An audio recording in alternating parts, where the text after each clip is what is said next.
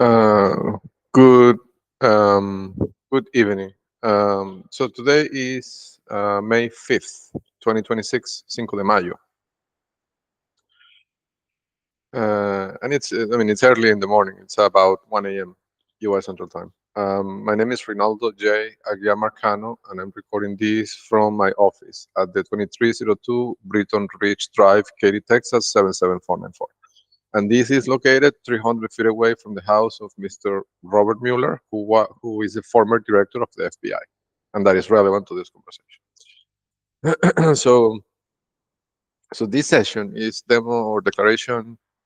Actually, this will be more like a demo. 135, and this is.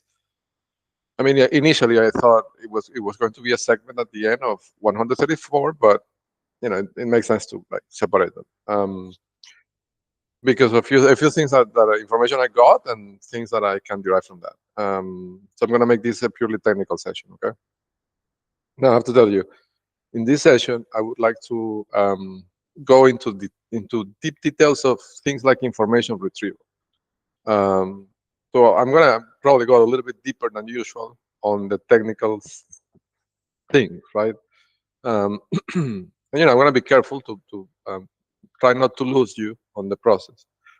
Um, because these are very technical topics, right? I know that not everybody will have context to understand these things, because they would need training to understand what I'm saying. But I think that this is such an important thing, the topic or thing that I discovered that I need to say, right? So I'm gonna risk losing part of the audience in a way, right? For that part.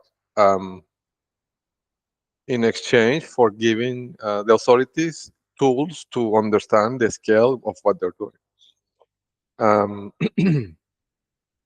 so that's what I'm gonna do. Okay. So, but I have to tell you, when I get into that part, I don't prepare what I say, right? Like as I mentioned before, I never script my demos. So I don't have anything prepared, and I will have to because I want to show you visually more or less what it looks like. So I'll do it in a document live in front of you. So it's gonna be a bit messy, right? And a bit, it's not gonna look very organized. And I apologize for that in advance. But if you can, be flexible on your side, and try to bear with me for a second. Um, I think it's important that I show you this thing and um, how these things work, right? You'll see what I mean when I get there. But let's start with, let me share my screen with you. Yes.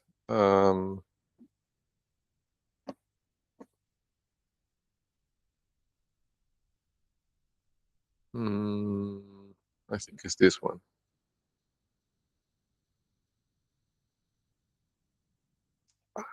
Sorry, made a mistake.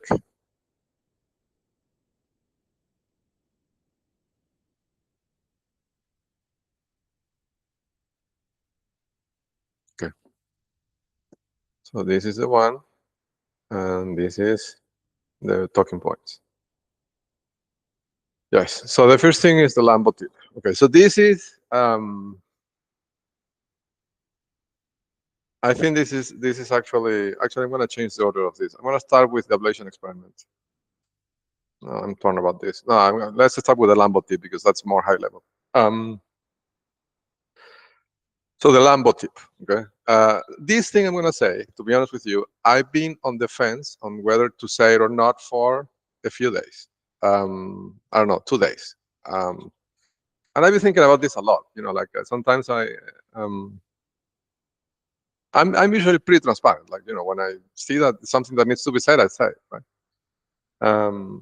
But there are instances in which there has been a few instances in which I have to think about it, right? Because of the implications, or because if I say it or not say it, it could pose danger to me, for example, or to other people, like things like that.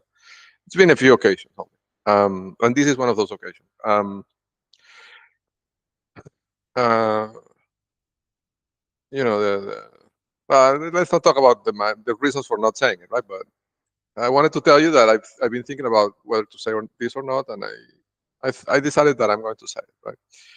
But so I'm going to say that because of two reasons. Because one, because I think if authorities hear this, they will gain quickly an understanding of the scale and the sophistication of what this Preco enterprise is doing, and also they will gain an understanding quickly on who they have to talk to at Google to,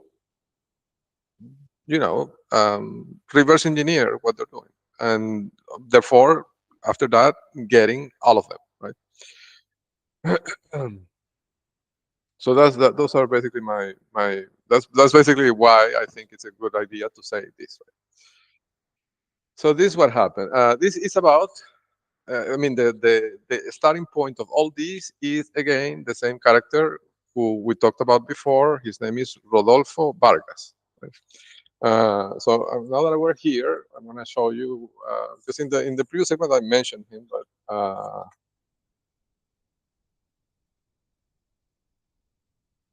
yeah, this one, PHP Agency. So this is the website, right? So this is Roberto Vargas. This is who I think is, so. The informant told me that this is the uncle of Sebastian, but he didn't tell me if it was the brother of Andres Mendez or Andres Salvador Mendez or Andres Antonio Mendez. He has different, or Speedy Gonzalez. He has different aliases, right? Um, Multiple identities, right? So he could be the brother of him, or he could be the brother of Zuleima Molero Villamizar, um, formerly known as Gloria Spin, or the petitioner on that 387 court case. And this is the infomercial that I that I mentioned in the previous segment. Right? That it's on YouTube, and you can click on it. And he basically talks. I mean, I'm going to show you the entire thing, but he basically it's an information about him and his yellow Lamborghini.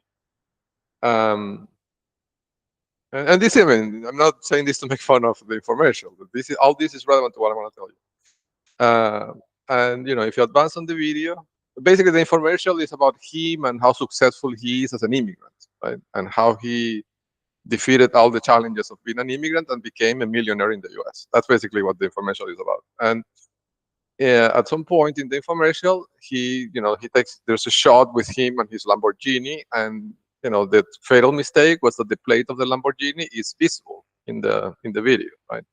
Which allowed me to see it and check in my system, and yes, it's him, right? He's the person that's been following me for years, and that's probably how the Lamborghini was acquired. You can see the plate there, right? So anyhow, but remember, I found his house using technology that I developed on top of the geo index of the database of Diosdado Cabello that was leaked to me precisely by these people in 2024. I say precisely because what happened, and I described this in a demo that it's an hour long, and I'm going to repeat all that. But what happened was that because they were harassing me using this technology platform that is based on this database, I'm an engineer and I can see what they're doing. So I found a way to understand where was the database stored, and I downloaded the database. But this was only possible because of the amount of harassment they applied to me using that system. Of course, this person, Rodolfo Vargas, that's not his real name, right? But this entity, he doesn't understand how the system works. He's an user of the system. He's not a creator of the system, right? So he doesn't know that what he's doing, if he abuses it to target a person that does understand how it works, it would lead to capture of the database. Right? That's the mistake. I mean, that's the flaw of this secret society they have, is that the operators don't understand that abusing the weapon leads to the capture of the weapon, right? And this has happened multiple times in this conflict with different weapons that they have, including the rear view mirror. And the two police officers that stopped me because the Chinese understood that I'm looking to the right. Right? I described this in the previous segment. That is another example of the capture of the weapon. I captured the weapon today, right? And I'll tell you more about that in the following minutes. But anyhow, So I found his house. So the sequence, I mean, I didn't know that he was the uncle, right? I learned that after the fact. But the first thing that happened is that the technology that I developed on top of the database of Bizarro Cabello that was leaked to me by them, by him and his family, uh, I identified this prominent neighborhood where he lives, which is called Royal Oaks. Prominent for this network is full of very important people or very sensitive people, like him. There is a Chevron person in there. There's several. Um, and there are $1 million houses. Like this is like Lake Bonne State, something of that level, right? I think Lake Bonne State is higher because it has fewer houses, but uh, and the average value of the house is higher at Lake Bonne State. Like there are more houses over $2 million at Lake Bonne State than at that neighborhood.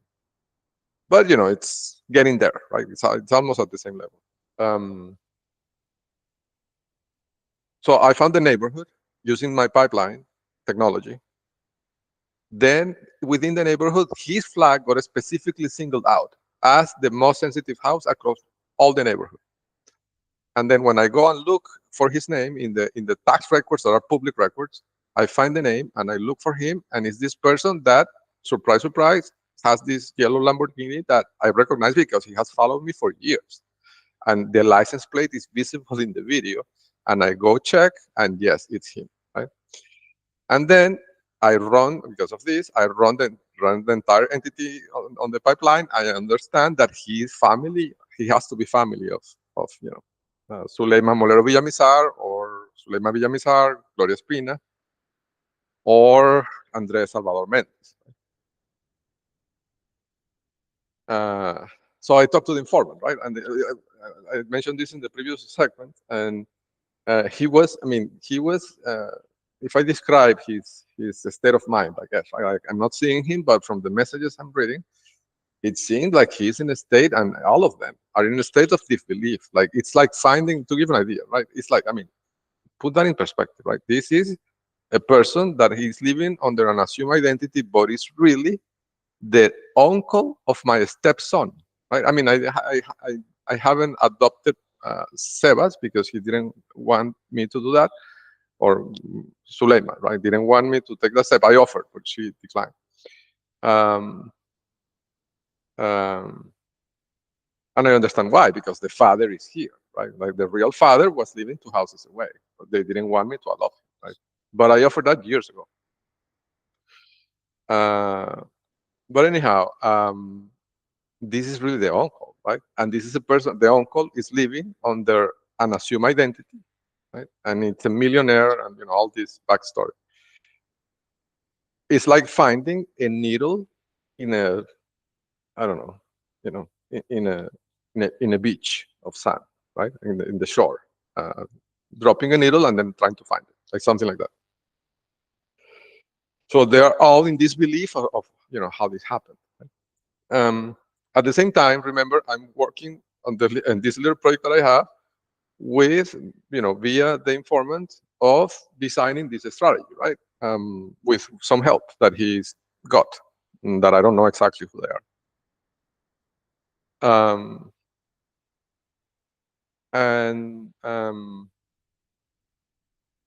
I've talked about in the previous segment how certain things that the informant told me make it obvious that he has the hooks inside the Chinese intelligence, because he's telling me technical things that he cannot possibly know, right? And I've talked about this before.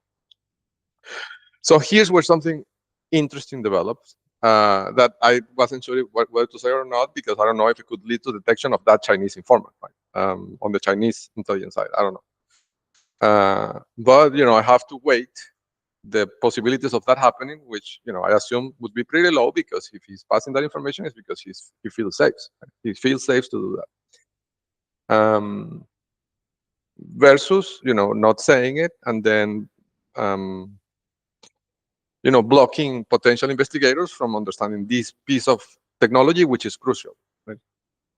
So I'm going to say it. And also at the same time, this will serve to prove to the Chinese intelligence that they are heavily compromised. I told them this before. You should be using your resources to spy on Diosdado Cabello, not on me, because he's the leak. I mean, the leak is coming from him. A spy on Diosdado. Like, you have to put all your agents on Diosdado, right? He is the person that is causing you all this harm.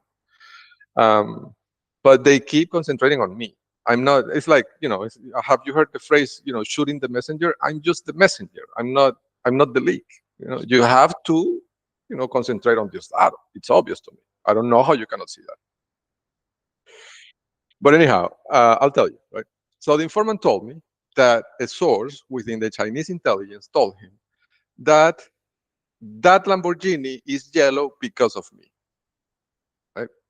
When he told me that, like, he didn't know exactly. I mean, the informant is not technical, right? So he didn't tell me why he was making that comment, but he told me the Lamborghini is a marker that is tied to you personally. I mean, the Lamborghini could have been any other color, but it's tied to you personally, and that thing is important. It's a technical reason, because we have a system. It's talking in first person. We have a system that allows to find relationships automatically. It's an automated system that knows this person. I mean, in this case, Rodolfo Vargas is a harasser of Reinaldo Aguiar. So his job is to harass Reinaldo Aguiar. This relationship is deterministic, and it's marked by a set of features. He didn't use the word features, but he told me there's certain things on his identity that inform the app that he's tied to you. When he told me that, I immediately understood what happened. I mean, and this goes back years, right? And this is, I mean, I'm going to give you these examples because, I mean, when I give you these examples that I'm going to give you, yeah, they touch on things that are personal to me, right? But but I don't like, let's try to remove that from the conversation for a second. Like, don't take it as I'm talking about me or my things or what I did, or like, I can only talk about my case because, well, I only have context about myself. I cannot see what are the markers of other people. I can only recall my own experiences, and I can recognize the markers. So that's why I can only talk about my case, right? But because I designed this, I understand how it works. I know it sounds cryptic, but I'll tell you, right? Let me get into it. So when he tells me that the yellow Lamborghini is yellow because of me, and that they have this system that ties agents, I mean, harassers to targets, I understood, right? Now, because I haven't scripted this, I don't know what is the best way to convey this this idea, because it's a very complex idea, technically speaking. Okay. So let me start by saying that in my books, since last year when I published the first books, in one of those books there is a TTP, which I called in the books the familiar names TTP, meaning that they would mark the properties of agents with names that are familiar to the target. I thought at the time that it was a measure to lower my psychological awareness, right? Like, if you see a registration for somebody named Aguiar, you think, well, this would be too much of a coincidence. They would never put, an agent of this network in a house with my own last name, right? So I thought it was a psychological tactic. But I don't think that's now. I don't, with what he told me about the yellow Lamborghini, I understand, right? That's not what happened. So let me tell you why the Lamborghini is yellow. I went and checked, because when he told me that, I recalled an instance in which Gillian Walsh, who is an attorney, and this network is run by attorneys, in New York, and she was my girlfriend. We were dating for like 2 years. In one of those instances, she invited me to go to Cancun for a week, and we went together.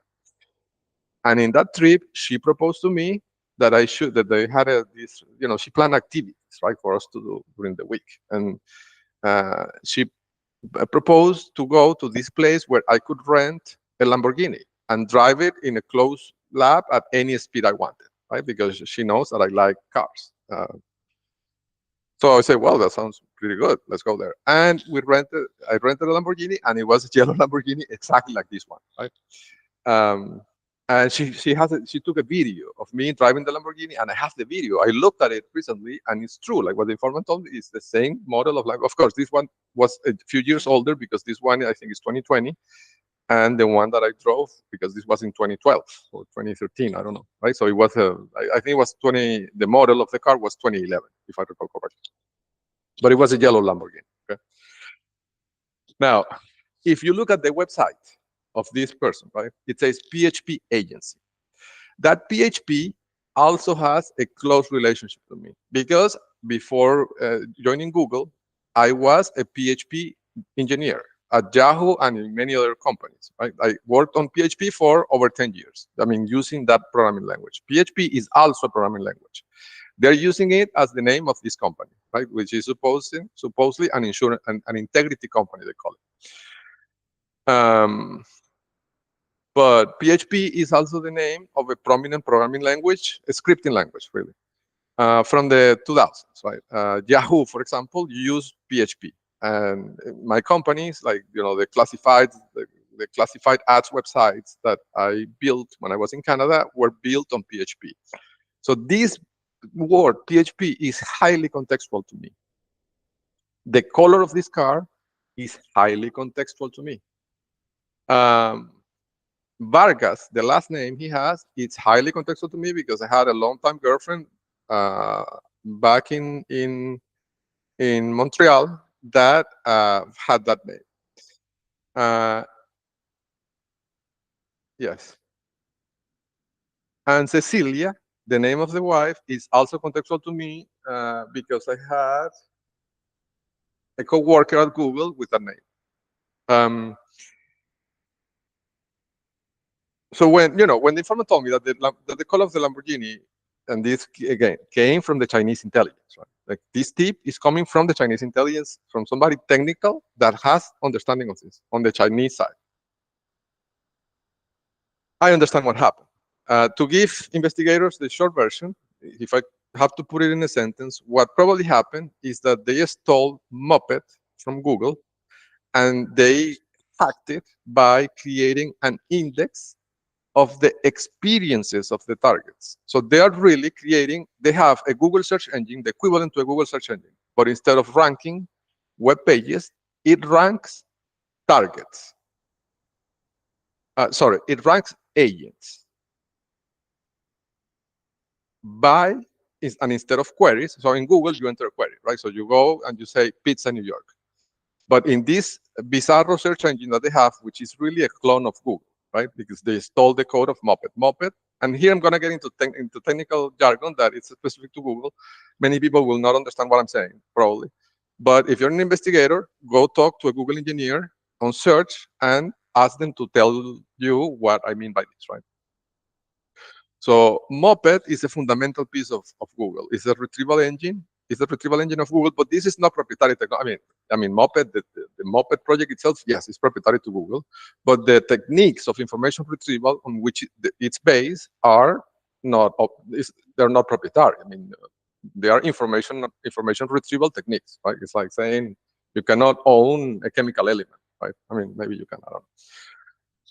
But anyhow, the things I'm talking about, what I'm trying to say is that I'm going to talk about, please take this in the context of general information retrieval systems, right? I'm not here to disclose anything proprietary of Google or of any company that I've worked for before. And it is important to say because this is a network of judges harassing me with legal processes, right? So they might pop up a new case for disclosure of secrets, right? That's not the case. Anyhow, so what they did when the informant told me, they understand that what they did probably, right? I cannot prove it, and it's not my job to prove it. But if I can give authorities a hint of what probably happened, I would say this is what I would put my money. They probably stole Moped and they created a Bizarro Google, right? The same way as they have a Bizarro Uber to harass people with the cars, then they have a Bizarro Google. But this Bizarro Google is a bit different. The way I envision it, that they did it, is that instead of indexing documents, they are indexing agents, right? They probably have the two, like the two indices, one of agents and one of targets. But let's talk about the agents index first. So instead of a website, you would index agents. And instead of a query, so in Google, you go and search for Pizza New York. Here, you would search for a target's name or for an address. right? Of where the target lives, for example, right? And then what you would get is who are the most important agents ranked by either prominence or by sensitivity. Right? So you need to understand this search engine. What it does for them is that it lets them understand who is in charge of harassing this person. Right? So instead of typing Pizza New York, you would type Reynaldo Aguiar, and the first person that would come on top would be Andres Mendez, and the second person would probably be uh, Rodolfo Vargas, right? And the third person would probably be Gloria Espina, right? And Telfair, Oscar Telfair, and Richard Bell, like those people, and so forth, right? But and I imagine, right? If it has a UI, they probably have a way to rank by amount of money paid to the agent and liability, like potential criminal liability. Different criteria, right? Because they need to optimize for how close the person is to the agent. For example, Rodolfo Vargas is far away from me. I mean, he's further away than Andres Mendez, right? Because Andres Salvador Mendez, he's in the proximity of my home multiple times per week, posing as a gardener, right? But this one is working in this integrity company in downtown Houston, right? So he's not physically that close right now. But you see, to do this, what you have to do is replace. I mean, they install Moped, and then they had to create an index in which, instead of indexing web documents, they index agents, right? Or they index the targets, right? And what they're doing is, in the case of the targets, when they index the target, then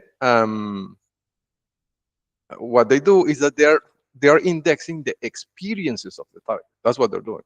So, for example, when Jillian takes me to Cancun and puts me inside of that yellow Lamborghini, an entry gets created because she recorded it with the camera. That's why she took the video. I mean, all this is done automatically. Don't think that there's they have a person typing these things. That's why she recorded the video, because the video is run through a video image classifier that detects that Reynaldo is inside of a yellow Lamborghini. All this by automated means, right? And they make sure that that gets indexed into the entry in the index that represents Reynaldo Aguiar. And now it has in the section experiences yellow Lamborghini, right? Then, when Reynaldo gets a job at Yahoo, the resume that Reynaldo used to get the job gets ingested. And PHP is mentioned multiple times in that document. And those keywords get indexed as well, right? In the job experience or work experience section of the index. Reynaldo has a girlfriend in Montreal in 2005 whose name is Claudia Vargas. Then the name Claudia gets ingested into the romantic interest section. So you see, they have the experiences and they have them categorized by section, whether it's a romantic experience, whether it's a leisure experience, whether it's a work experience. So maybe this is a good point for me to transition to what that index would look like, right? So let me do that experiment here, right? So I'm going to create, so this is what, so basically, let me start by a simple example, okay? I'm going to start by creating an index for web documents to show you how a web search company would do this, right? I'm not talking about Google. Any web search company would do something like this, right? So imagine that you have a web page. In fact, let's do this example with this web page. That is this, right? So what they would do, they would create sections. So imagine that I create a table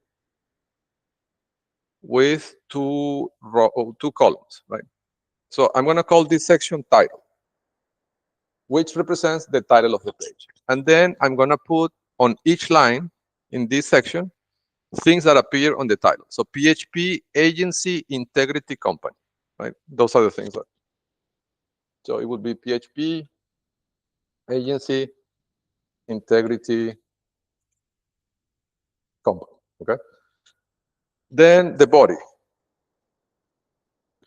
On the body of the page, you have Board Council, Houston, Texas, right? And the word PHP appears again, and 10 years. And MD, the title. So I was a managing director at Goldman Sachs. That was my title, see? So in this web page of Rodolfo, he has already, and I'm just getting started. He has all these keywords that are directly related to me. Houston, Texas, where I live, PHP, 10 years, that appears in my resume. MD appears in my resume. PHP again in the body appears in my resume. Uh,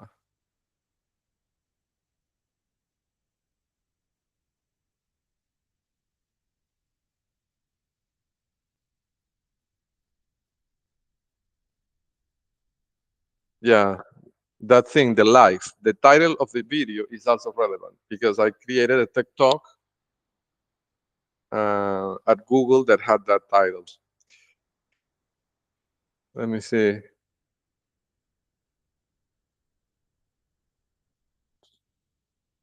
Yeah, the word leaders from key opinion leaders, right, appears 2 times in this page. You see? Yeah, that's what they're doing. So, here they have things like PHP leaders, leader, which is a synonym. They have Houston, PHP again.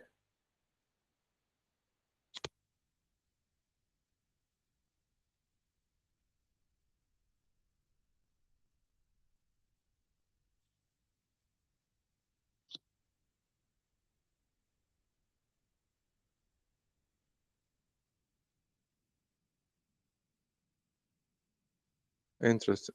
The word agent appears 2 times.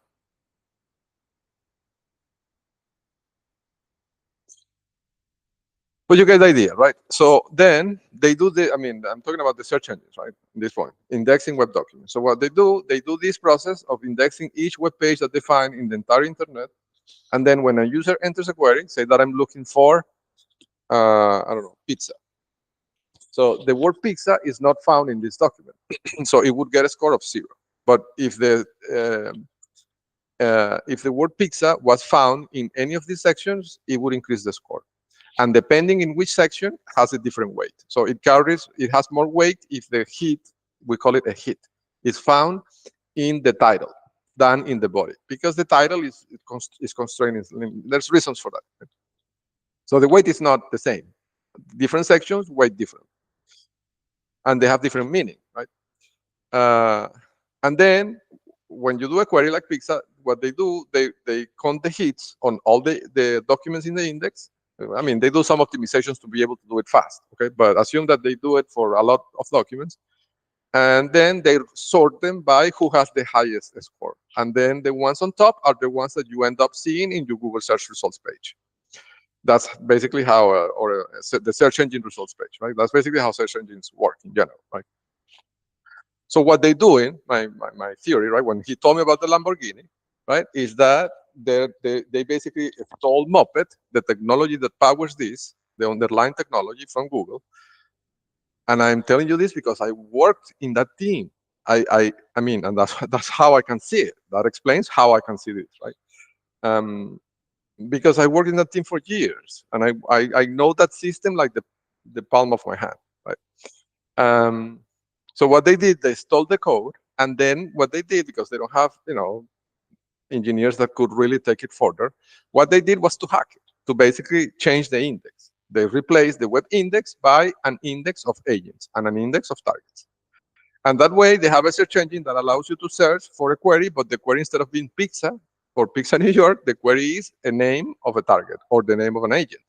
So if you search for if you do a query for an agent, you get the targets that agent is targeting. And if you search for a target, you get who are the most prominent agents that target that target, right? And that's how they assign the agents. And they do this automatically, right, with the app. So if they need to harm a target, well, if they need somebody that's close, they would run the query through this system and find who is the people that are closest to this target, either on the romantic vertical, or on the business vertical, because they have the sections. They know from the experiences that they have indexed of the target who is close in which context, right? It's a tremendous weapon.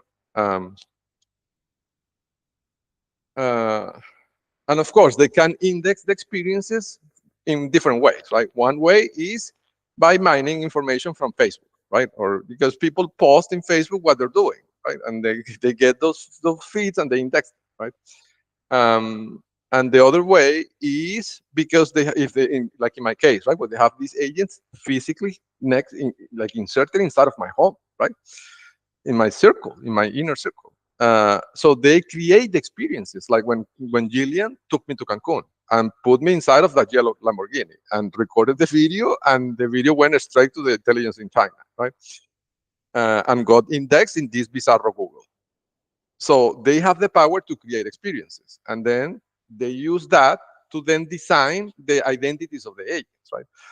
So the reason why they put PHP, what I'm trying to say is that the reason why they put PHP as the company name of that front identity of Rodolfo Vargas is to increase his score for the query Reynaldo Aguiar in this Bizarro Google that they have. So the system can understand that he is very relevant to me. This is the reason why they registered the house of uh, Alvin Cantero Mina under the name of Johnny Bravo Aguiar,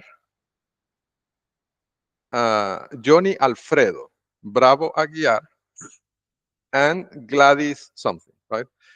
Gladys being the first name of Penelope Suarez, who was my girlfriend, right? So that, I mean, let's think about uh, the what the index of a target, the document index for a target would look like, right? For example, for Rinaldo. So this would be the document for Rodolfo Vargas, right? I'm gonna put quotes because that's not really his real name. And this would be the document for Reynaldo Aguiar, right?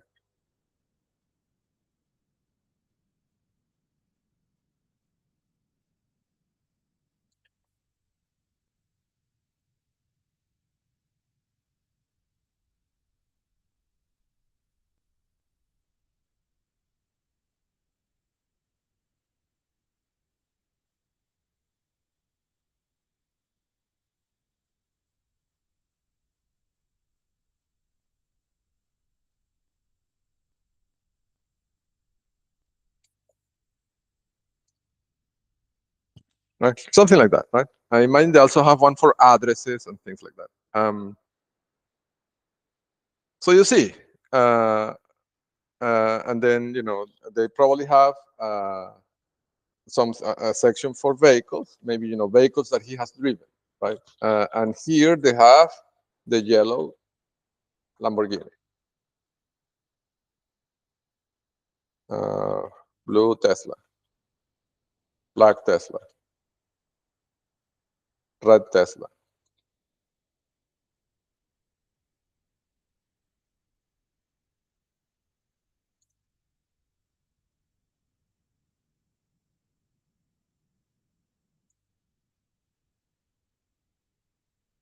You see?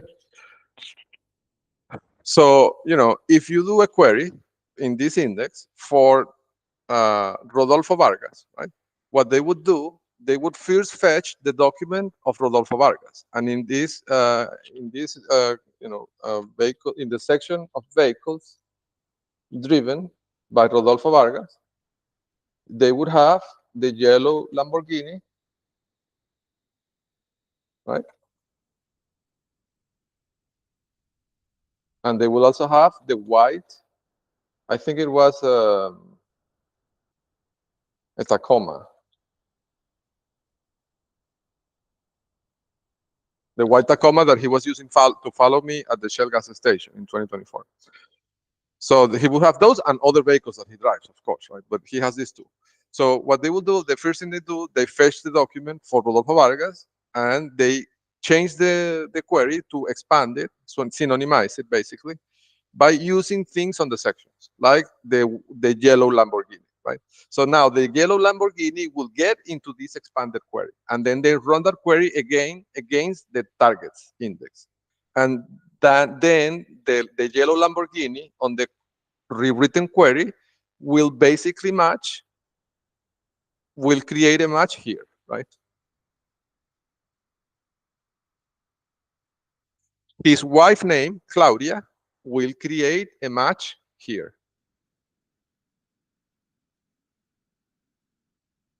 right? And his PHP thing on his website will create a match here, right? So this will increase the score of my document for his query tremendously. And not only that, it gives context because the system now understands that this is something related to vehicles, romantic interest, and work. I mean, it's obvious, right? So this is an agent that is related to an agent posing as a romantic interest to steal his invention, right? I mean, it's obvious, right? Any system can draw that conclusion just by the nature of the hits, in which sections the hits fell. So you see, like this allows me to see, I mean, this information I got from this Venezuelan informant that works in the army intelligence that really came from somebody in the Chinese intelligence, in China probably. This lets me see that what they did is that they stole Moped and then they hacked it in this way. And I'm saying this because I'm pretty sure this is what happened, and the Chinese must know that they did this, right? So when I tell them this, I want them to please, for once and for all, understand that you have a very serious leak, and it's coming directly from the Staro Cabello. There's no other explanation. There's no way I could possibly know this. Um, so, you know, you have to get rid of your Staro. That's, you have to put him under surveillance, contain him, quarantine him. You have to do something because he's going to drive you out of business in a matter of weeks. So be careful with your Staro. So anyhow, this is now I have to tell you, when I was at Google, and this is pretty funny. When I was at Google, I think the year was 20. This must have been 2014 when I met Gloria Espino, which is really Zuleima Molero Villamizar. The first thing she did was to invite me to come to Katy to spend a few days here at supposedly her apartment. That wasn't really her apartment. I know that, right? But they portrayed that situation to me. So I came here and I was working from her apartment, right? Which of course is marking the geo index of Cesaro Cabello. Right? And I'm going to tell you where the apartment is. That might be relevant. Maps. So that apartment is on Westheimer Parkway. No, Westheimer Road, I think it's called. Let's look for the target at Westheimer. Yes, this one. So it's in the same road, but it's on the other side of the highway. So it's,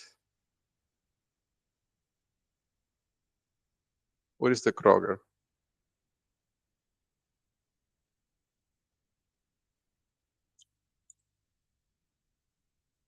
Let me see.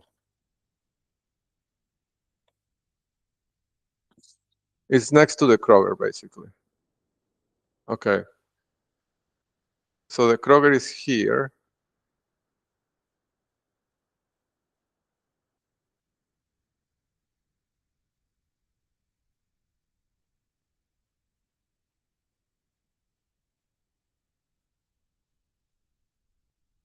No, this is no, no. They're sending me to another place. Let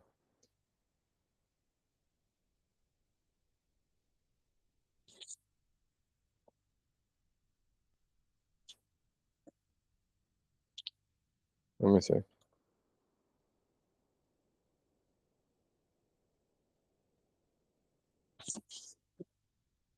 Okay, so this is Westheimer. Yeah, so here's the Kroger, right? So it's this apartment complex here.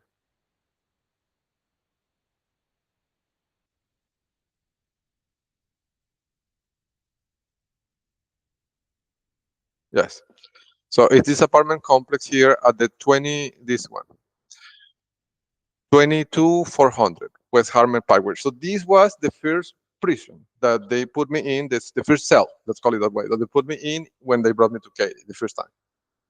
And the actual apartment was this one. I think it was, so the garage was here at these coordinates, 29.73,490. That's the latitude, and the longitude is minus 95, 75, 912. And that, so it's this corner apartment, right? It was. Anyhow, when I was in that apartment, I had a meeting with Mayur Thakur from Google, right? And we talked about an idea that I invented called entity nafus centrality, which basically, I'm not going to describe the thing, but so I basically proposed to him to patent it, because at the time there was an award program at Google that if you created an invention and got a patent for it, they would pay you a bonus of $10,000 per invention, something like that. So I wanted to get the money, right? So I explained the idea to him, and he declined to patent. He said, "No, let's not patent it. Let's keep it as a trade secret." And I'm not going to go into the details, but I have to tell you that when I see this thing of the yellow Lamborghini and how they stole moped to do this, it reminded me of entity nafu centrality a lot, a lot. And that thought on itself is profound. It gave me the chills for two reasons. One, because it suggests to me that what Major did was to steal the thing for this network, to create this monstrosity, right? That then has been used to harass millions of people. And the second thing that crossed my mind is that I may have had something to do with the invention itself, of this terrible system, right? Of this atrocity. And that on itself is a profound thought that it distorts me, right? To think that something that that that was produced by my mind could have been used for this, right? To attack millions of people. It's a horrifying thought. Um, anyhow, the good thing is that I can see, right? Because when you create something, you can recognize it, right? When you see it, right? And I think that explains a lot. But you see, so the fact that he has all these markers that are very contextual to me is a signal that he has a family relationship to. I mean, it's a confirmation that what the informant told me, that he's the uncle of Sebastian. Right? So I encourage authorities, if you hear this, don't take my word for it. Like, show this to a senior. I'm talking about a senior staff or above engineer at Google Search. But of course, you have to make sure that it's not compromised. You have to vet that person before you expose them to this information, as if you were vetting somebody to work for the FBI, right? Because he could be working for the other side. My recommendation would be vet that person first and then show them this video, and get more context that I cannot give you in this situation that I am, right? But once I'm out of this situation, if you're interested, I put myself at your disposal for anything that you need. Like, I'm here to help.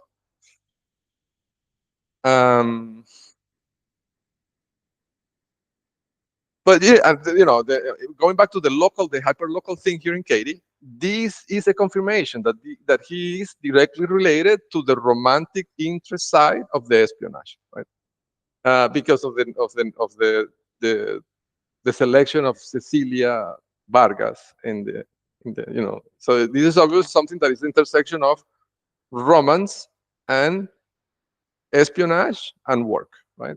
I mean, it has to be, Zuleima Molero Villamizar or Penelope Suarez, right? But because the informant already told me that he's the uncle of Sebastian, this is coming from the Moleros, right? So he's one of them. And he is the financial node. That's why that Lamborghini, that infomercial, to portray him as a successful person, is important, because it gives deniability if they get investigated by the IRS or by, in the unlikely event, because they have this area under control, right?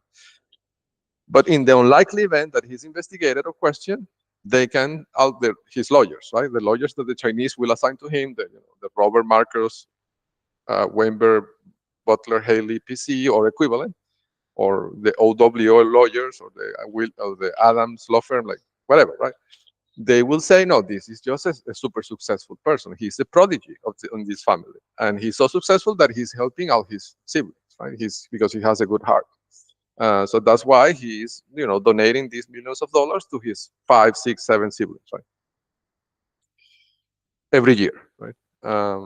So that's the rationale, right? Why they need to do this. Now, this also reminded me, because like I think I put this on my notes. I don't know if I mentioned this in the previous segment, but this TTP makes it detectable. What authorities probably could do is to look for videos in which there is, a young person being portrayed as successful and displaying wealth, especially vehicles in the video. Uh, I would rank the vehicles by the price, right?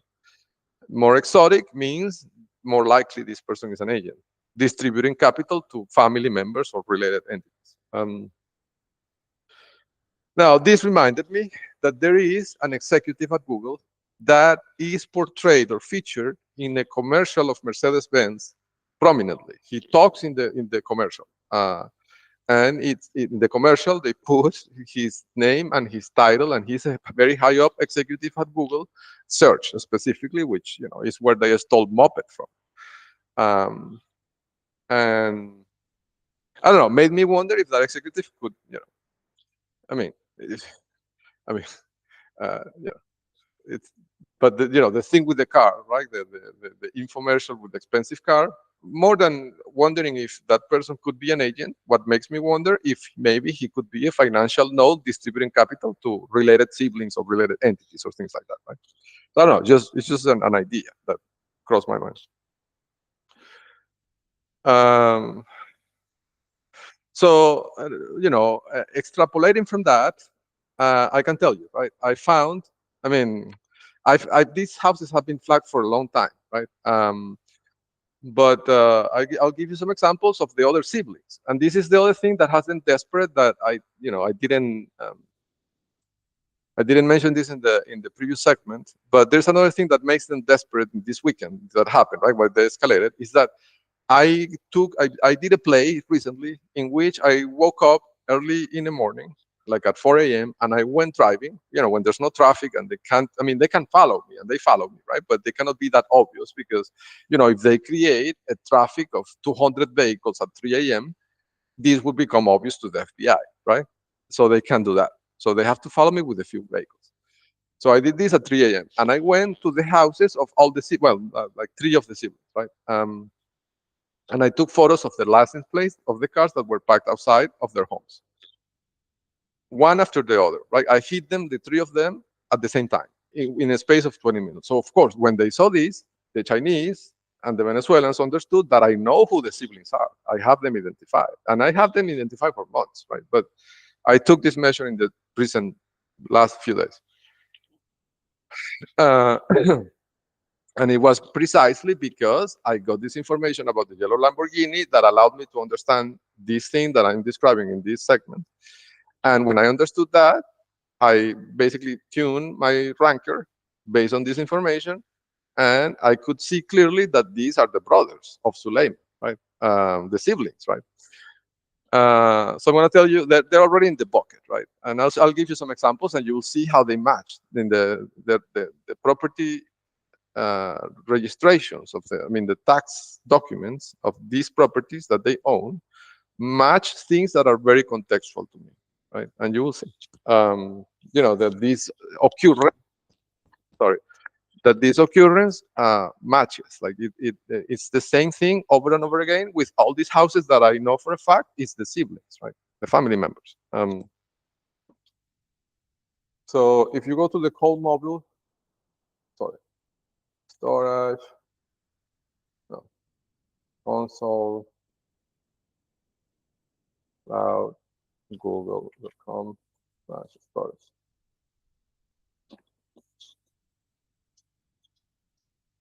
Right. So I'm going to walk you through how to get there. You go to this bucket, call-mobile-2024.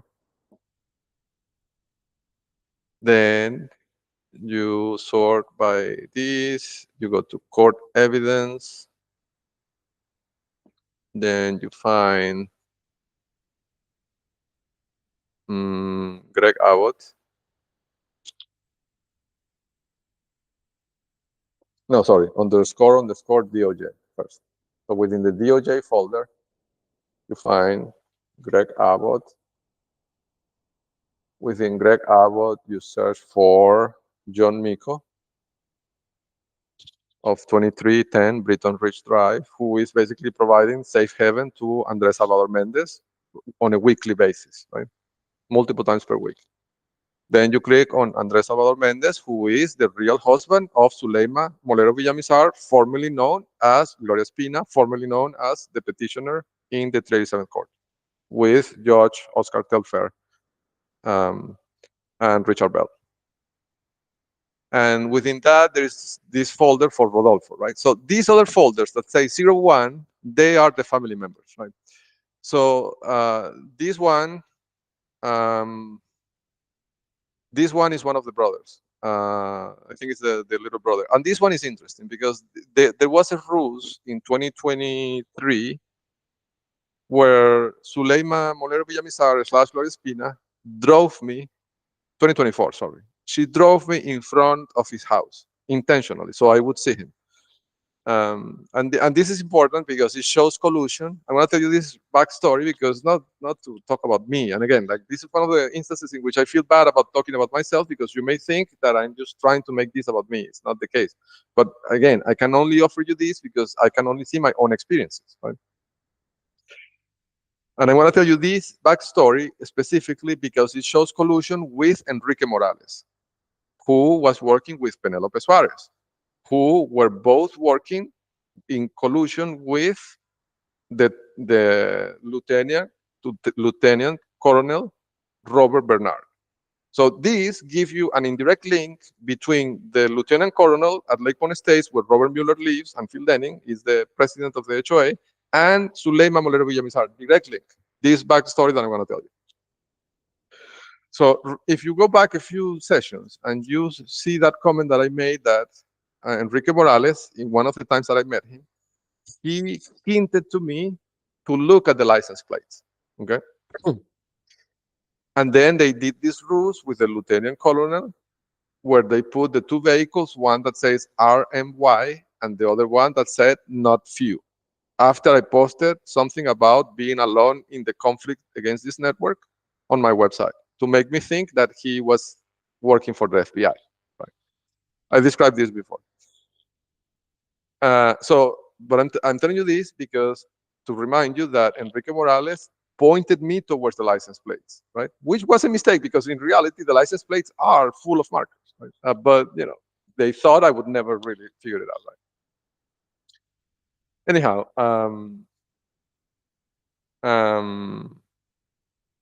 so when that happened, right, I started seeing a lot of plates that had it's kind of a symbol for uh, um, members of the army. Like I don't know exactly how it works in Texas. I know it's something with the DPS in Texas, but there is a way that if you are a veteran, you can get these license plates that are mark you as a veteran, basically. Right?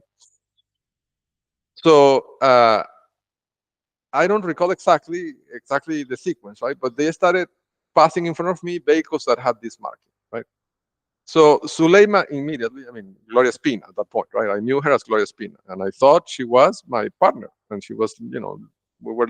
I thought we were a family, right? Um, so anyhow, she made a comment that, you know, I understand now that it was just to lower my awareness of that house, and that house. I'm going to tell you which one is that.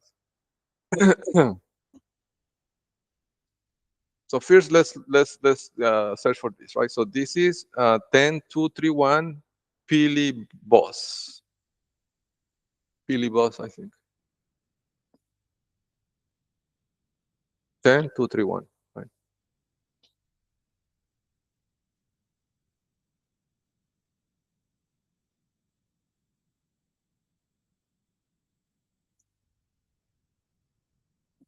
Yes. So this is the area where the Valley side property that I have is, right? So let me show you. So this one over here is the house, is my house, right? The 26714 Valley Side Drive. So that's the house that they're trying to evict me from using the family case. So that's that. And so Gloria Spina, right, who I knew at that point as Gloria Spina, she made it. So what they did is that they park one of those vehicles in these two houses, the the 10306 Lara Creek Drive and the 10302 Lara Creek Drive. In these two houses, they parked two vehicles that had those markings, right, as if they were veterans. And Suleima, like Gloria Spina, she created a situation to basically create psychological stress that forced me to take her out of the house and show her something outside. I don't want to like divert the conversation with what it was, but she did this intentionally.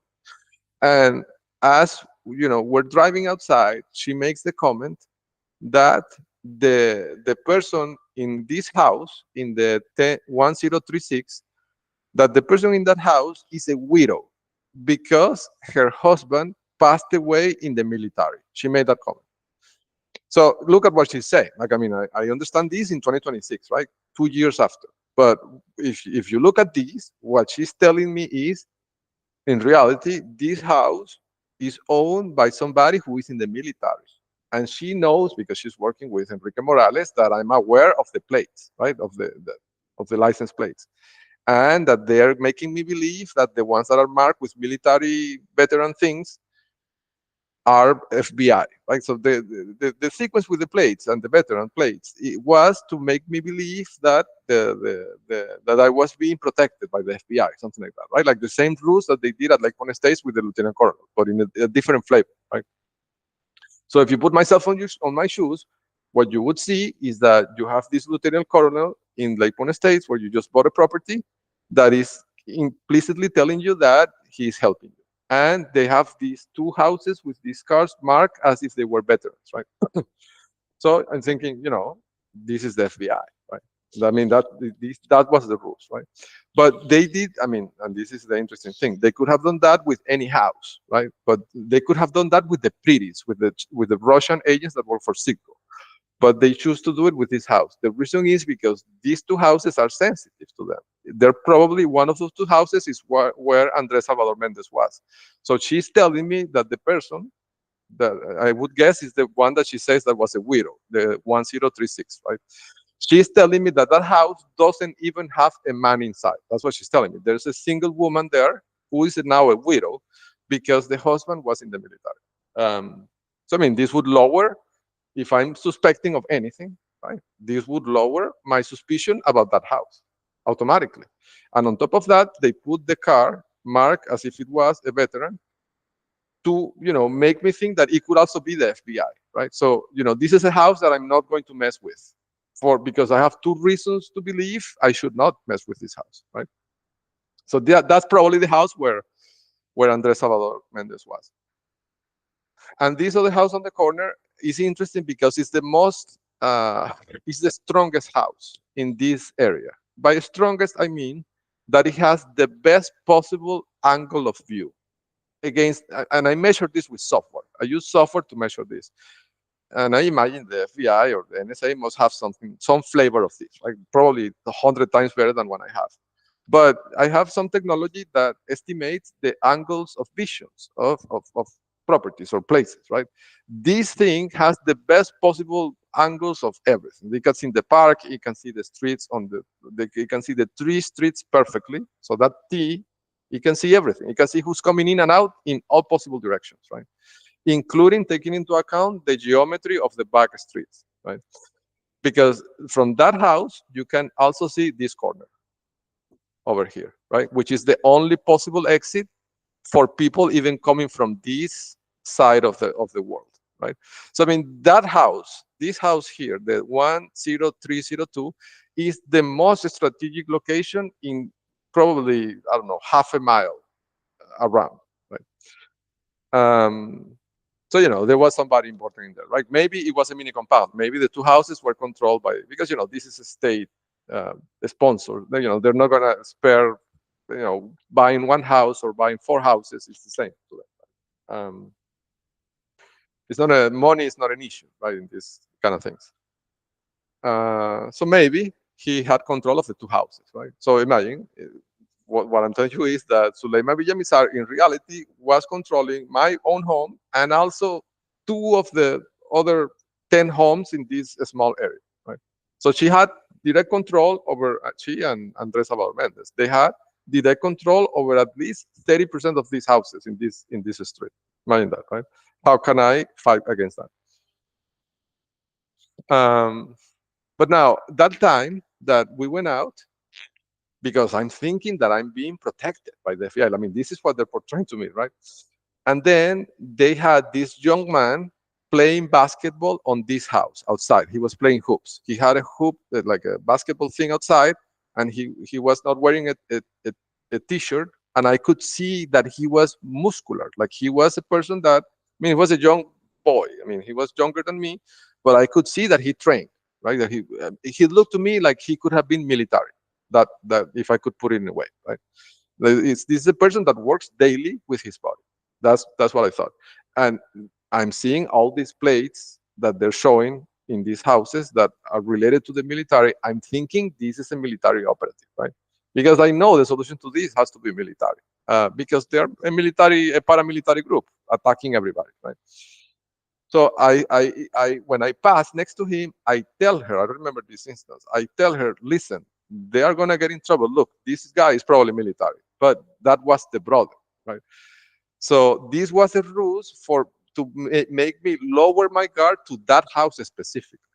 Um, and that house is marked in the index. It has markers that are contextual to me, all the whole thing.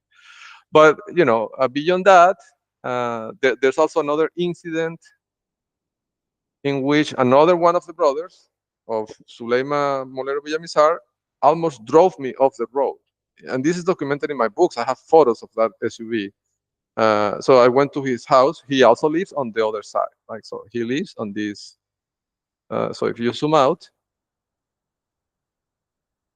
right? So my house is here, right? They had the husband here, just a few feet away. One of the brothers here, right? And the other brother is or was on this Harmony, what is it called? Harmony Shores, right? And the house, I think, is also ends in 006, I think. Yeah, and that is the black SUV that you see in the Google Street View. Yeah, 26922 Harmony Shores Drive. Um, you know, uh, the license plate is SCTLND. It's a vanity license plate, Texas, black background. So you see what they do, right? So they had me surrounded, basically in every direction that I could take. They had a brother of Suleima Molero Villamizar, right? Posted on any direction that I could take on. So you can see here, this is a military technique, right? Doesn't matter which street I take, they will always intercept me if they need to, even with the brother, right? You might. And but more than that, I want to tell you that in this pocket, that in this folder that I'm showing you here, you have already all the family members ranked. Well, not ranked, group clustered together with the aliases, right? But the one that is not an alias, I mean, all these are aliases, right? But I mean, I'm guessing, like what I'm trying to say is that I'm guessing some aliases are disposable. Like, for example, Andres Salvador Mendez has like 5 of these disposable aliases, like Speedy Gonzalez, right? It's not difficult to create an identity for a gardener, right? You can create this in a second. But it's more difficult to create an identity for somebody like Phil Denny, right? Who is the president of the homeowners association of Lake Point Estates where Robert Mueller lives. That is a more difficult thing to do. Or to create an alias for Robert Bernard, right? Or for Larry Ryan, who controls utility companies in Texas. Or for Mark Swisher, who controls oil leases in Texas, right? So these are identities harder to create. So that's what I mean, that the Rodolfo Vargas identity is more stable. It's an identity that they cannot change, right? They cannot disappear Rodolfo Vargas from the world easily, right? Because it will raise questions. So that's why I think the best entry point for an investigative agency to step in would be Rodolfo Vargas, because it's an identity that they cannot get rid of, and it's directly tied to all these entities, right? And also to Phil Denning, and Phil Denning is tied to the police department harassment in multiple police departments. So it's a perfect entry point um, that will take you at the end to Robert Mueller, uh, without a doubt, right? And in fact, if you go this path, in this bucket, in this folder, there is a photo of Robert Mueller in front of my house. Let me show you. Let me see if I can find it. So if you go to 01 Rodolfo and Cecilia Vargas, right? I think this would be uh, maybe here. No, no, it's not here.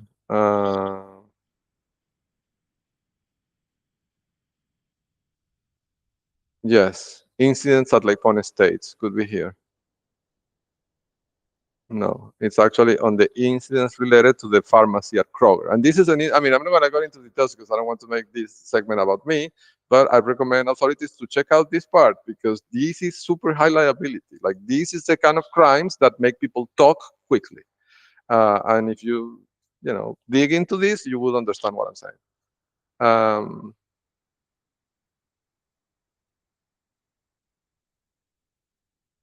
it has to do with me picking up prescriptions at the Kroger pharmacy.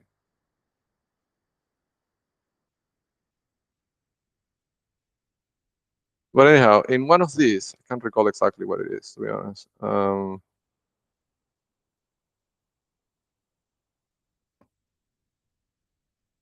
But I'll persist because it's important.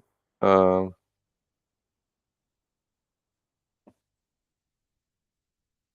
One second.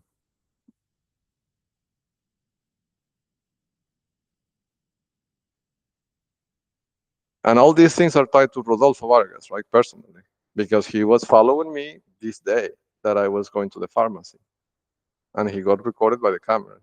So there you go, right? So this is the front of my house. You can see in this photo Robert Mueller next to my security cameras. You can see these two here on the back of the mailbox are the security cameras that Phil Denning is suing me for. I mean, suing the company for, right? In the 268 court. So you have a photo of Robert Mueller next to the two cameras that are being used to create the lawsuit in the 268 court. I mean, imagine.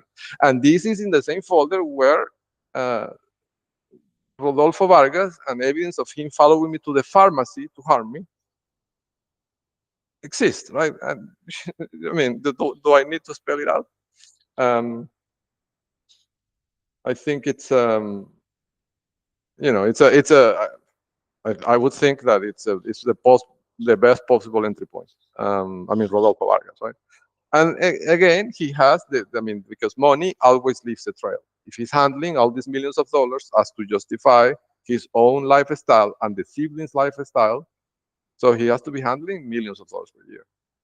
Um, so and I have the bank account numbers in the Netherlands, which are posted. So if you go to this folder of Rodolfo Vargas, you will see that there is a subfolder that says financial crimes.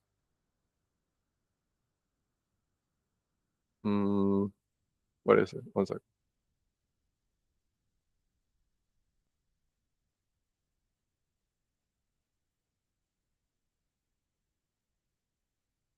One second. Yes, financial crimes. So this is a report that I submitted to the IRS about the Moleros specific. I mean, this family that is targeting me in this way, right? And in it, I attach evidence that I found inside of my own home that contains encoded bank accounts in Rotterdam. What is it? Here's the information about the accounts, right? You have the account numbers and everything in here. But I can't recall what city was it. I think it was Rotterdam, if I recall correctly. Yeah, Rotterdam. Yeah, in the second line, you see. And even I have a photo of the letter where the account numbers are encoded, and it's attached in here. Then the information was encoded in the footer of the letter, right? And I have the letter physical. I have the physical letter that you can analyze, and I imagine it will have fingerprints and things like that. I don't know. You can analyze the veracity of this and the authenticity of this and the bank account. And I'm sure this is going to be traced to him, right? Because he is the entity that distributes the money, right? None of the other siblings have the public profile to justify that level of income. Only him. So it has to be him by pure logic. So that's why this thing will work. So I'm gonna move away from this topic a little bit, and to close this topic, I want to tell you of to remind you of the implications of what I'm telling you about the use of a moped-like technology or a Google-like search engine to harass people at large scale. What that really means for society, right, and for democracy and for personal freedom of not only in America but in other countries as well. So this is a serious civilizational problem because in the same way that Google transformed all of lives for better, right, in the 2000s, by applying this technology, they are using the same technology to worsen the lives of millions of people using exactly the same technology, right? So it's not a question about what the technology does; it's how you use it, right? And they're obviously using it to harm people, right? So at large scale, industrial scale, Google scale, really, like planetary scale. Um, so I don't know. It's a profound thought. Now, the other thing I want to tell you is, well, in the previous segment, I described how I understood that they could see even in which direction I point my eyes towards when I'm driving the Suburban, right? Which means, and I'm saying this because of the two separate incidents with two separate police officers of two different separate police departments stopping me for no reason really, giving me a warning, but approaching my vehicle on the passenger side, and then being concentrated on looking to see what I have in that area of the car. So this let me understand that they're watching even where I look, right? Um, because they want to understand what is that how is that I'm operating this technology that I have, right? Inside of the car. Because I'm not carrying a computer with me. They know I don't have a computer. So how is that I'm doing this, right? So they want to see how it works operationally, right? And this led me to understand that the place where they have the camera is hidden behind the mirror of the rear view mirror, right? And I chatted a little bit with the informant, and he confirmed that that's the place, right? So what I did, I quarantined the device, meaning I put a cage, a radio frequency cage, on so it cannot communicate. I did this tonight. It was an experiment that I ran.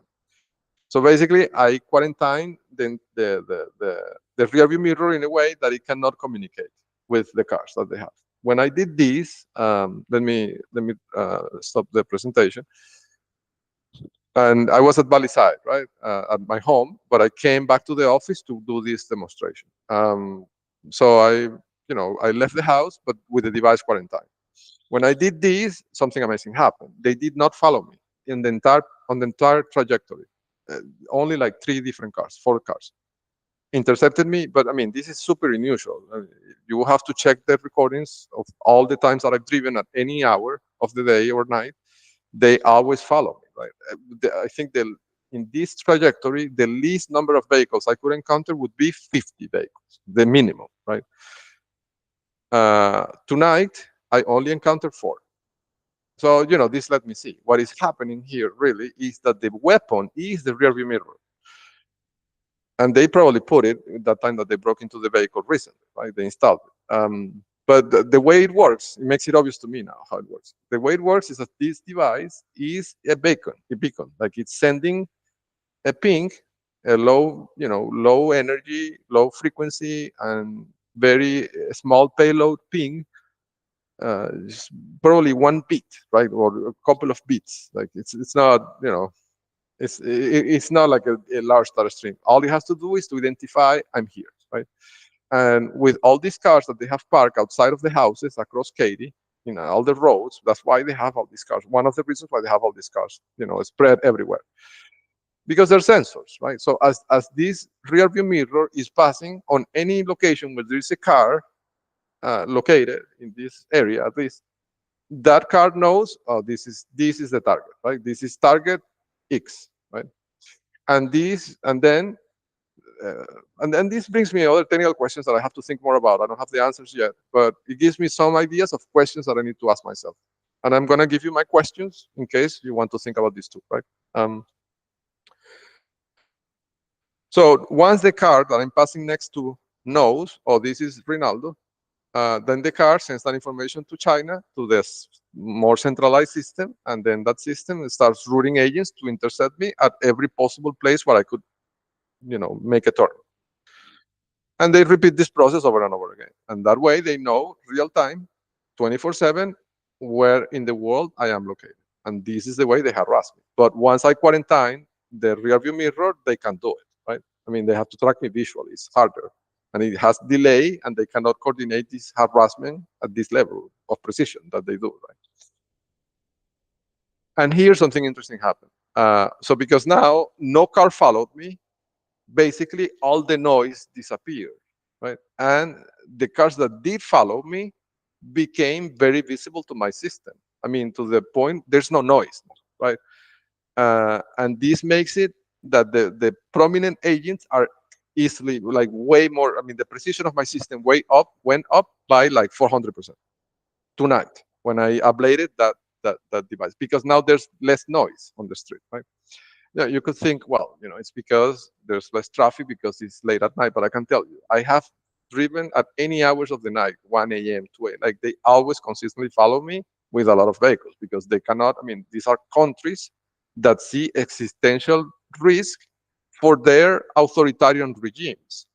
They are not going to let this go easily. Right? They're not going to let me drive alone and communicate with informants freely. Right? They have to do everything in their power to stop me from communicating.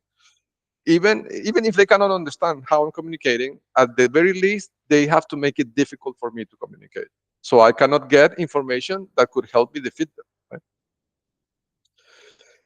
Right? But tonight, it was empty, right? It was dead. But it was because they could not even see that I left the house. I mean, electronics, right? Because the rear view mirror is quarantined, and the car, I removed all the markings in the car, like all the logos and all the things that they could use to use computer vision to identify the car with the cameras that they have on the cars, on their cars, and houses, right? So because I removed the markings of the cars, and now I ablated this electronic device that is the main weapon, the beacon that basically says I'm Rinaldo to all their cars, right, and houses and phones. They didn't even know that I left the house, electronically speaking. I mean, they know because they have the visual surveillance agents next to the house, but the app is not informed in real time. They will have to go and update the app saying, he passed over here, and that delay is enough for me to avoid the surveillance in a way. Right? So anyhow, I'm giving this story for two reasons. One, to tell you that the main weapon these days is the three reasons really. The rear view mirror in the suburban, right? That implies that now that I'm posting this, they will try to remove it, obviously, right? Because this is direct evidence against the Chinese agents that installed it, that live at the Brent Holmes property at the 2218 Britton Ridge Drive, Katy, Texas, 77494, next door, who are probably listening to this right now, right? So they have to now, next time I go out, they're going to be desperate to try to remove it and change it back to a non-bug version of a not so sophisticatedly bug version of the rear view mirror. So I'm going to make the point of always parking that vehicle with open view to the skies. So if authorities investigate this, yeah, they have at least an opportunity to review, the footage of your military satellites to see, if they broke into the car or not. So that's what I can do. That's all I can do. Right? I'm not going to remove it. because I want to give them the opportunity to break into the car. I also have cameras in the car, so they will have to disable the cameras, steal the system or do something to it, which would be more evidence. Um, so that's why I'm telling you that. And because of the implication of this, right? This means that all these people that are parking those cars outside of their driveways, right when I arrive to Valley Side, right, or before I leave, uh, they are doing this intentionally to help the Chinese intelligence track them, right? So it's also something. It's an observation that could help authorities gain leverage for these people that are placing cars next to my houses or properties to be accountable. And that leverage could help you get them to talk um, faster, right? So that's the other reason I'm saying that. And of course, the other thing is, I would suggest that you try to understand how industrialized is the deployment of those weaponized rearview mirrors in the US. Um, is it at the supply chain level? Is it at the manufacturing level? Is it at the distribution level? Is it at the car manufacturer level? Like, in some place they must be inserting some version of it, right? Maybe not as sophisticated. I mean, mine is super low latency, and imagine high security, right? Like they must have taken steps to make it hard to detect. Um, but it's also low latency, right? Because as soon as I leave that house, they start intercepting me if the device is not quarantined. So I don't know. That's another important observation. And to close this segment, I want to tell you something that I observed with the security camera system in this property. So for the last few months, I observed that at crucial points in the conflict, like for example, if they wanted to do something to the fence, or if they wanted to, jump over the fence to plant a bug in the backyard, something like that, my camera system would reboot. And I don't want to get too much into the details. I mean, the camera systems of one of the camera systems of this property, I have multiple of them, but one of them would reboot. The one that looks to the backyard, for example, commonly reboots. When it reboots, one of the cameras fails to come online, and they know that, right? Because they have the exfiltration technology to get the video, right? Um, but I could never figure out how is that they were rebooting the machine, the machine, the device that records the videos, the security videos, right? They can reboot it at will, but I couldn't understand how they did it. But in the recent days, I started doing experiments and I figured it out. So so this device is located in a closet that has an electrical outlet, right? And this electrical outlet is connected to this. I mean, the machine, this recording device, is connected to this electrical outlet. Now, this is let me show you a map of the property to kind of ground this explanation.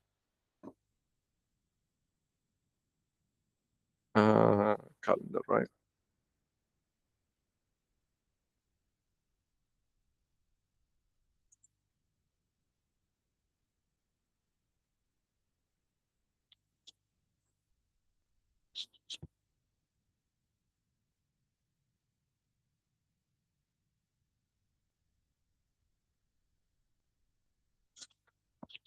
Okay.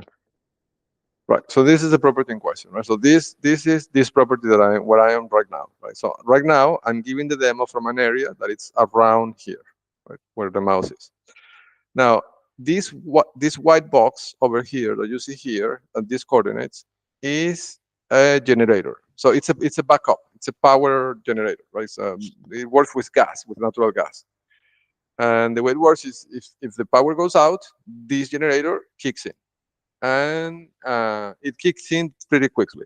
So I think it has like a battery inside, right? Like, so even if there is a small variation of voltage, then what is supplying the power really is the battery on that generator, right? So I don't see fluctuations of power here in some areas in the big majority of the house. But there's some parts of the house where if there is a fluctuation of power, I can see it that the lights dim a little bit. So what this tells me is that some part of this house is power or wire to the generator.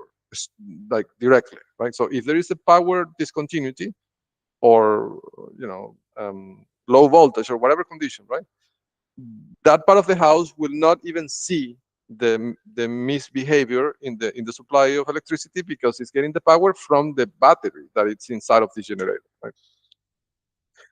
What I'm saying is that the generator has the capacity to store power. It's a generator with a battery.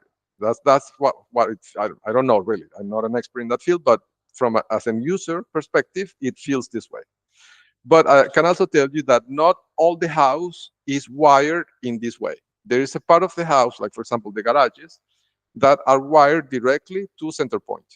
Uh, so if there is a power anomaly, I can see the lights dim a little bit on the garage, for example, and in this closet, importantly. So this closet is located more or less on these coordinates. I'm going to give you the coordinates. I think it's more or less over, I would say over here. 29, so the latitude, right? 29.75772, and the longitude is minus 95.80162. So I'm telling you all this, and this is important, is because to tell you that in this closet, I think the closet is wired directly to center point, the electrical distribution company, right? Not to the generator. Um, so this is what I did, right? First, I've been running experiments with this for like a month. So I connected the camera system to an UPS of the brand APC, multiple of them, and they can reset the cameras. I think they have a kind of a remote switch, and they can lower the voltage on the output of the UPSs that are of the brand APC. Uh, there's another brand, Cyber something. They also have the same capability. Turn the they can make the system reboot, and by rebooting the system, they basically disable one of the cameras, and that allows them to get in on that angle. You see. Um, so then what I did, I went to Micro Center and I purchased not a UPS, but a battery, like a large battery pack that has AC capabilities. The brand is Jackery, right? It's a like kind of an orange brand. The logo is orange. So I put that instead of the UPS. They can also reboot it, right? So they have the same capability they have towards the UPS, but with the Jackery device as well. And these devices are all made in China, right? So it's obvious to me that there is something in common that they compromise that allows them to do this remotely, right? To reset. This is important. I'm telling you all this not to complain, but because this basically gives a backdoor to the Chinese intelligence, the Venezuelan intelligence, and the Iranian intelligence to disable any security camera that is secure with these UPS systems. Right? Everybody is thinking that the power supplies are secure, and they're not. They can reset them with radio frequency, remotely, right? And then once the cameras go out, they go in, right? So then I did something, right? I plugged the cameras without UPS to the outlet in that closet. And when I did that, I noticed that the lights, I mean, after a few days, right? At some point, they turned off the cameras. I imagine because they needed to do something, right? They were testing, I don't know. They flicker the electricity, they made the electricity flicker, and I could see inside of the closet, I was inside of the closet, and I could see that the light dimmed. So I understood that this closet has the same properties as the garages, meaning it's wired directly to center point. It's not going through my generator. So they can lower the voltage in the closet, and therefore they can reset the cameras. Right? So I understood that. And after I understood that, then what I did is that I connected a long extension from the the side of the house that is wired to the generator to then be able to connect the cameras in the closet. And then they can't reset the cameras when they're connected to the generator in this way. So what this tells me, I mean, this is pretty interesting, right? So this tells me that one, they have control on center point to lower the voltage of my house, to reset the cameras in this way. Secondly, they have remote control to reset the cameras via lowering the voltage of the UPS devices and the Jackery battery backup that I bought. Right? But the most interesting thing is that how do they know that this closet isn't wired to the generator? There's only two ways they can know that. One is via daemon sacks. So Damon Sachs also lives in this neighborhood, and he is the CEO of the building company that built this neighborhood. So Liberty Homes, which is the company founded by his father, I think, was the builder of Lake Point Estates, where all these Russian and Chinese agents live, and Iranian agents, right, and Venezuelan agents, very prominent agents, by the way. So his father built it, and now he is the CEO of the company. And that company employed Penelope Suarez, who was my romantic interest, right? So it's obvious, right? So it is possible that they got the wiring of the house from Damon Sachs. And when I say they, I mean the Chinese intelligence. And that's how they know that this closet isn't wired to the generator and that they can reset it with center point. But this is interesting because if this is what happened, it would connect in the Rico enterprise center point, at least key people at center point, with Damon Sachs and the Chinese intelligence directly, right? Because they're doing this to disable the cameras to harm them. The other option is that they got this from Phil Denning. Because I imagine when that generator was installed, there must have been a submission for an architectural review. Because Phil Denning loves those architectural reviews, and not only Phil Denning, also the wife of Larry Ryan. She is the head of the architectural.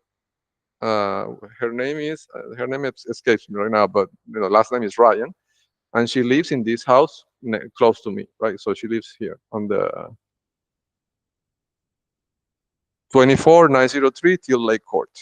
So the wife of Larry Ryan, she is the head of the architectural review. So I imagine she got whenever that generator was installed years ago, before I purchased the property, she and Phil Denning must have gotten a request for approval to be able to install that thing in there.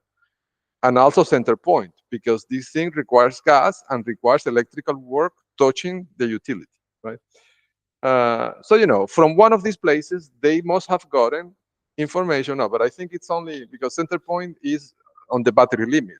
Center point only has to do with the connection to the utility easement of the generator, right?